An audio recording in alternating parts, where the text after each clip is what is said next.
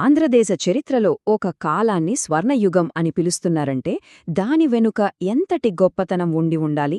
ఆ గొప్పతనానికి కారణమైన చక్రవర్తి విష్ణుకుండినుల వంశానికే ఒక గుర్తింపు తెచ్చిన రెండవ మాధవవర్మ గురించి ఈరోజు మనం వివరంగా తెలుసుకోబోతున్నాం. అసలు ఆయన పాలన ఎందుకంత స్పెషల్? పదండి ఆ కథలోకి వెళ్దాం. విష్ణుకుండినుల చరిత్రలో స్వర్ణయుగం. చూడండి, చరిత్రకారులు ఒక రాజు పరిపాలన కాలాన్ని ఇలా వర్ణించారంటే అది అస్సలు సాధారణ విషయం కాదు. ఎందుకంటే కేవలం యుద్ధాలు గెలిస్తే సరిపోదు. సైనిక శక్తి, సాంస్కృతిక వైభవం, మతపరమైన పునరుజ్జీవనం ఇవన్నీ ఎప్పుడైతే ఒక చోట కలుస్తాయో అప్పుడే ఒక స్వర్ణయుగం మొదలవుతుంది. రెండవ మాధవవర్మ సరిగ్గాదే చేసి చూపించాడు. ఓకే, మరి ఈరోజు మన ప్రయాణంలో ముందుగా అసలు ఆయన్ని స్వర్ణయుగ నిర్మాత అని ఎందుకంటారో చూద్దాం. ఆ తర్వాత ఆయన సామ్రాజ్యాన్ని ఎలా స్థాపించాడు, వైదిక ధర్మాన్ని ఎలా పోషించాడు, ఆయన కట్టడాలు, శాసనాల గురించి తెలుసుకున్నాం. ఇక చివర్లో మనం మాట్లాడుకున్న ముఖ్యమైన పాయింట్స్ అన్నీ ఒక్కసారి రివిజన్ చేసుకుందాం. సరే, మన మొదటి విభాగం స్వర్ణయుగ నిర్మాత. దాదాపు 55 సంవత్సరాలు, చాలా సుదీర్ఘమైన పాలన. క్రీస్తు శకం 440 నుండి 495 వరకు మాధవవర్మ విష్ణుకుండిన్ల వంశంలోనే అత్యంత గొప్ప రాజుగా కీర్తి గడించాడు. ఇంతటి గొప్పతనానికి పునాది ఏంటి చూద్దాం. ఆయన గురించి మనకు చెప్పేది ఎవరో కాదు, ఆయన సొంత శాసనాలే. ఆయన కేవలం బలమైన యోధుడు మాత్రమే కాదు. శాసనాల్లో ఏమనుందంటే బలసత్వ ధైర్య విద్య వినయ సంపన్నుడు. అంటే బలం, ధైర్యం, జ్ఞానం, వినయం ఈ 4 ఒకే వ్యక్తిలో ఉండటం చాలా అరుదు. బహుశా ఈ అరుదైన కలయికే ఆయననొక గొప్ప చక్రవర్తిని చేసింది. ఇదే ఆయన విజయాలకు అసలైన పునాది అన్నమాట. రైట్, ఇప్పుడు ఆయన సామ్రాజ్య స్థాపన గురించి చూద్దాం. ఒక పటిష్టమైన సామ్రాజ్యాన్ని కట్టాలంటే ఏదో యుద్ధం చేశాం, గెలిచాం అంటే సరిపోదు. దానికి ఒక వ్యూహం కావాలి.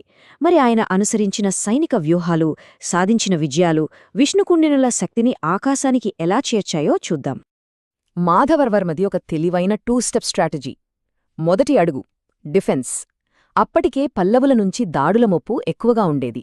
దాని నుండి రాజ్యాన్ని కాపాడుకోవడానికి రాజధానిని ఇంద్రపాలనగరం నుండి దెందులూరికి మార్చాడు. ఒకసారి తన కోటను పటిష్టం చేసుకున్నాక ఇక రెండవ అడుగు ఎక్స్పాన్షన్. పక్కా ప్రణాళికతో చుట్టుపక్కల రాజ్యాలపై దండయాత్రలు మొదలుపెట్టాడు. ఆయన విజయాల లిస్ట్ చూస్తేనే మనకర్థమవుతుంది. ముందుగా షాలంకాయన్లు, ఆనంద గోత్రికులను ఓడించి వేంగి ప్రాంతాన్ని పూర్తిగా తన కంట్రోల్లోకి తెచ్చుకున్నాడు. ఆ తర్వాత తన చిరకాల శత్రువులైన పల్లవులను, అప్పట్లో వాళ్లు కూడా చాలా బలమైన శక్తి, అలాంటి వాకాటకులను కూడా ఓడించడం. ఇది ఆయన సైనిక పరాక్రమానికి అస్సలైన నిదర్శనం. ఇది ఆయన కెరియర్లోనే ఒక మాస్టర్ స్ట్రోక్ అని చెప్పాలి. వాకాటక వంశంలో చివరి రాజైన పృథ్వీసేనుడిని యుద్ధంలో ఓడించడమే కాదు, ఆయన కూతుర్నే పెళ్లి చేసుకున్నాడు. చూడండి, ఇది కేవలం ఒక సైనిక విజయం కాదు, శత్రువులతో వైవాహిక సంబంధం పెట్టుకోవడం ద్వారా తన అధికారాన్ని సుస్థిరపరుచుకోవడం. ఇదొక గొప్ప రాజనీతి. యుద్ధాలు, విజయాలు ఇవన్నీ సరే, కాని ఒక రాజు గొప్పతనం వాటితోనే ఆగిపోదు కదా. ఇప్పుడు మనం మాధవవర్మ పాలనలోని మరో చాలా ముఖ్యమైన కోణాన్ని చూద్దాం. అదే వైదిక ధర్మానికి ఆయన అందించిన ప్రోత్సాహం. ఇది ఆయన వారసత్వంలో ఒక ప్రధాన స్తంభం లాంటిది. 11, 1 కాదు, 2 కాదు, ఏకంగా 11 అశ్వమేధయాగాలు. ఇది నమ్మశక్యం కాని సంఖ్య. ఎందుకంటే ప్రాచీన భారతదేశంలో ఈ యాగాన్ని ఒక్కసారి చేయడానికే రాజులు ఆలోచించేవాళ్లు. ఒక అశ్వమేధయాగం చేశారంటే దాని అర్థం ఈ భూమండలానికి నేనే చక్రవర్తిని అని ప్రకటించడంతో సమానం. అలాంటిది 11 సార్లు నిర్వహించాడంటే ఆయన తిరుగులేని ఆధిపత్యం, వైదిక ధర్మం పట్ల ఆయనకున్న అపారమైన భక్తి మనకు స్పష్టంగా అర్థమవుతుంది.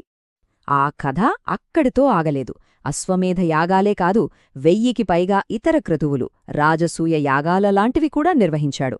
బహుశా ఆయన పాలనలో యాగశాలల నుండి వచ్చే హోమధూమం నిరంతరం ఆకాశాన్ని తాకుతూనే ఉండేదేమో. ఇది ఆయన కాలంలో వైదిక ధర్మానికి ఎంతటి రాజపోషణ లభించిందో చెప్పడానికి ఒక నిదర్శనం. అయితే ఆయన చేసిన యాగాలలో అత్యంత వివాదాస్పదమైనది, ఇంకా చెప్పాలంటే చారిత్రకంగా చాలా ముఖ్యమైనది ఈ పురుషమేధయాగం. దీన్నే నరమేధయాగం అని కూడా అంటారు. ఇది మానవ బలితో కూడిన ఒక చాలా సంక్లిష్టమైన వైదిక క్రతువు. ఇది ఎంత అసాధారణమంటే మొత్తం ఆంధ్రుల చరిత్రలోనే ఈ యాగాన్ని చేసిన ఏకైక రాజవంశం విష్ణుకుండినులు మాత్రమే. ఓకే, యుద్ధాలు గెలిచాడు, యాగాలు చేశాడు. మరి మనకు కంటికి కనిపించేలా ఆయన వదిలి వెళ్లిన వారసత్వమేంటి? ఇప్పుడు ఆయన నిర్మించిన దేవాలయాలు, గుహలు, ఆయన పేరుతో ముడిపడి ఉన్న సాహిత్య రచనలు ఆయన కీర్తిని ఈనాటికి ఎలా నిలిపాయో చూద్దాం. మాధవవర్మ పాలనలో ఒక పెద్ద మతపరమైన మార్పు జరిగింది. అప్పటికే చాలా ఫేమస్ అయిన బౌద్ధ క్షేత్రాలు, ఉండవల్లి, మొగల్రాజుపురం గుహలను ఆయన హిందూ దేవాలయాలుగా మార్చేశాడు. ఇదొక రకంగా ఒక పవర్ఫుల్ మెసేజ్. దీనికి బెస్ట్ ఎగ్జాంపుల్ ఉండవల్లి.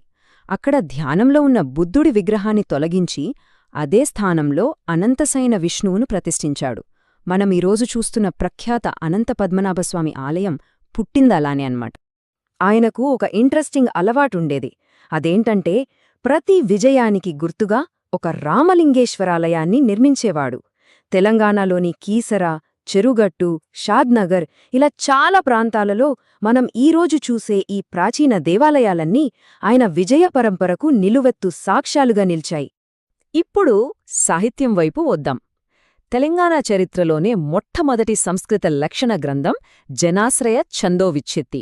మాధవవర్మకు జనాశ్రయ అనే బిరుదు ఉంది కాబట్టి ఇది ఆయనే రాశాడని ఒక బలమైన వాదన ఉంది. లేదు, గుణస్వామి అనే కవి రాశాడని మరో వాదన కూడా ఉంది. ఇక్కడ పాయింట్ ఏంటంటే రచయిత ఎవ్వరైనా సరే ఇంతటి ముఖ్యమైన గ్రంథం ఆయన కాలంలో ఆయన ప్రోత్సాహంతోనే వెలువడిందన్నది చారిత్రక వాస్తవం. మరి ఇంత గొప్ప కథ చెబుతున్నాం కదా, దీనికి ఆధారాలేంటి? ఎక్కడున్నాయి? సమాధానం సింపుల్.